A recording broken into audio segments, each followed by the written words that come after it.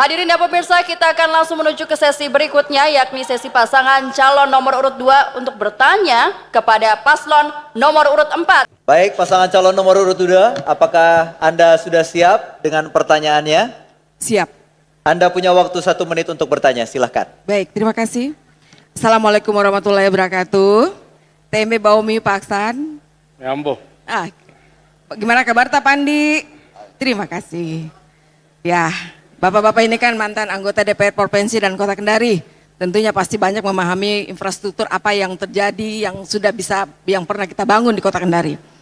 Tetapi di sini kami paslon nomor urut 2 ini ingin bertanya, dengan meningkatnya intensitas hujan dan perubahan iklim, resiko banjir di Kota Kendari semakin besar. Nah, data terbaru menunjukkan bahwa tahun 2023 saja lebih dari 1.000 rumah terendam banjir akibat buruknya sistem drainase dan minimnya kawasan resapan air di wilayah padat penduduk. Dalam program paslon nomor 4 disebutkan konektivitas saluran drainase itu mencegah banjir dan longsor, namun tidak ada strategi mitigasi yang menyeluruh. Bagaimana Anda berencana menangani risiko banjir? Terima kasih. Baik, silahkan untuk paslon nomor urut 4, waktu Anda menjawab 2 menit. Terima kasih paslon nomor 2. Jadi memang untuk menangani banjir di Kendari cuma satu solusinya, adalah bagaimana kita membuat konektivitas drainase yang ada. Apalagi ada 13 kali yang ada di Kota Kendari yang muaranya akan masuk ke Teluk Kendali. Kalau ini tidak kita tangani, akan terjadi pendangkalan yang cukup. Karena sedimen sekarang yang ada di Teluk Kendari kurang lebih 50 juta ton. Ini juga betul-betul kita akan dudukan kembali, apalagi dengan banyaknya perumahan-perumahan yang baru yang dibangun yang terkategori subsidi. Ini kita melihat dari fasilitas umumnya kadang tidak memadai. Contoh, misalkan drainase yang dibangun harusnya syaratnya 50 cm, mereka bangun cuma 30 cm. Ini juga persoalan yang nantinya ini kita harus tangani secara matang. Apalagi contoh di Jalan Baru, Jalan 40 itu banyak sekali perumahan yang dibangun, yang efeknya membuat banjir di wilayah Anawai dan Tunggala. Ini yang kami lagi lihat. Memang kami akan persyaratkan mereka akan membangun semacam embung untuk menampung air yang nantinya tidak masuk ke daerah perumahan. Sehingga solusi yang paling tepat adalah tadi konektivitas drainase. Kita akan konektikan semua drainase yang ada, baik itu yang dibiayai oleh APBD Kota dan juga melihat yang dibiayai oleh APBD Provinsi dan juga balai yang notabene semua ada di dalam Kota Kendari. Yang terpenting tadi saya maksud adalah bagaimana kita menjaga buangan air ini, sedimen lumpur ini tidak masuk ke teluk kita. Makanya pasangan AJP Asli akan membangun kantong-kantong lumpur untuk menjaga biar sedimen kita bisa jaga teluk kita sehingga sedimen tidak bertambah. Karena kalau ini tetap juga akan terjadi banjir karena begitu banyaknya dorongan air, debit air yang waktu hujan sehingga masuk ke sana. Dan memang sekali lagi inilah yang harus kita lakukan, bagaimana mengkonekkan konektivitas drainase yang ada di Kota Kendari sehingga bisa kita tangani banjir secara menyeluruh. Makasih. Baik, paslon 2 punya kesempatan 1 menit 30 detik untuk menanggapi, silahkan. Baik, terima kasih Kanda atas jawabannya. Saya cuma menambahkan penguatan sedikit juga bahwa bukan cuman kolam-kolam resapan lumpur yang kita harus tambahkan, tapi juga satu teknologi pintu air itu penting juga untuk kita pasangkan di yang Kanda bilang tadi 13 aliran kali yang langsung ke Teluk Kendari. Dan juga tambahan untuk segera mengusung program pusat agar ada program pusat untuk kolam retensi di Kaliwanggu. Itu sudah ada programnya dan juga memang kita butuh untuk embung biopori dan memang sumur resapan agar drainase itu bisa lancar dan juga Teluk Kendari tidak mengalami pendangkalan. Saya rasa cukup sekian, terima kasih. Masih ada 30 detik? Cukup. Cukup? Baik, kita kembali ke paslon 4 untuk kembali menanggapi dengan waktu 1 menit saja. Silakan. Terima kasih. Terkait dengan teknologi ini juga harus kita pikirkan. Apalagi memang sedimen kita sudah cukup banyak. Saya tidak tahu bagaimana model teknologinya. Yang terpenting adalah bagaimana kantong lumpur ini kita bangun yang setiap saat, setiap bulan nanti kita anggarkan di biaya pemeliharaan yang melengket di dinas pekerjaan umum yang notabene mereka akan mengeruk. Kalau tidak kita keruk, ini akan menjadi sedimen yang cukup parah di Teluk Kendari. Kita tidak mau teluk kita semakin tidak bisa kita perbaiki. Dalam artian ini bukan kewenangan Kota Kendari, ini adalah kewenangan provinsi bicara terkait dengan teluk yang betul-betul kami cuman menghalang saja. Menghalang sehingga dorongan lumpur yang ada tertampung di dalam kantong lumpur yang setiap saya bilang tadi setiap bulan kah, setiap 3 bulan kah, nanti dari dana swaklola ini akan mengeruk sehingga ini kita bisa cegah yang nantinya betul-betul teluk kita menjadi aman. Makasih.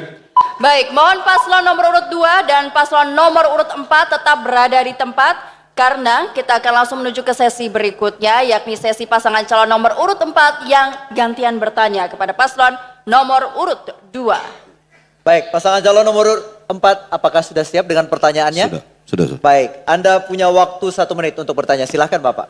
Terima kasih. Pasal nomor urut 2. Teluk Kendari merupakan perairan estuari semi tertutup yang terletak di tengah kota sekaligus ikon Kota Kendari. Teluk Kendari menjadi muara bagi 13 sungai yang berada di Kota Kendari dan sekitarnya, sehingga menimbulkan beberapa permasalahan, diantaranya adalah pendangkalan akibat sedimentasi, berkurangnya ekosistem mangrove oleh adanya pembangunan, infrastruktur, serta menurunnya kualitas lingkungan dan air. Pertanyaan kami, apa upaya paslon nomor urut 2 dalam rangka perlindungan lingkungan hidup di kawasan Teluk Kendari? Makasih. Masih ada waktu Bapak? Cukup.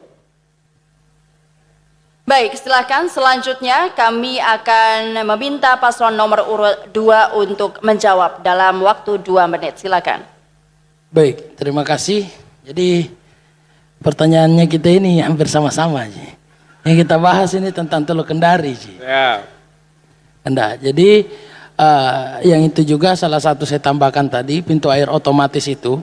Salah satunya itu air yang keluar dari kali, tapi air dari teluk itu tidak bisa masuk ke dalam. Jadi itu juga menghindari masyarakat dari air pasang. Jadi mungkin itu saya tambahkan karena kita sudah bahas tadi.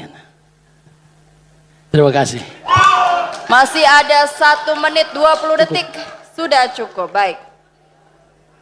Baik, waktunya Bapak untuk menanggapi 1 menit 30 detik. Bapak silakan.